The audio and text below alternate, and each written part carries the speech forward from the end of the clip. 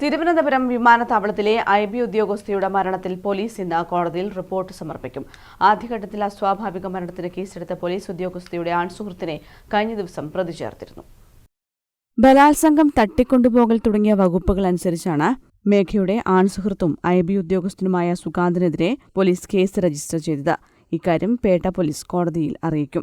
സുകാന്തിനെതിരെ police ആത്മഹത്യാ പ്രേരണാകുറ്റം ചുമത്തിയിട്ടില്ല. ആത്മഹത്യാ പ്രേരണാകുറ്റം ചുമത്തുന്ന കാര്യം പോലീസ് പരിശോധിക്കുന്നുണ്ട്. ഹൈക്കോടതി മുൻകൂർ ജാമ്യാപേക്ഷ പരിഗണിക്കുന്ന സാഹചര്യത്തിൽ സുകാന്തിനെതിരെ ഗുരുതര വകുപ്പ് ചുമത്തിയിട്ടുണ്ടെന്നും ജാമ്യം നൽകരുതെന്നും പോലീസ് കോടതിയെ അറിയിക്കും.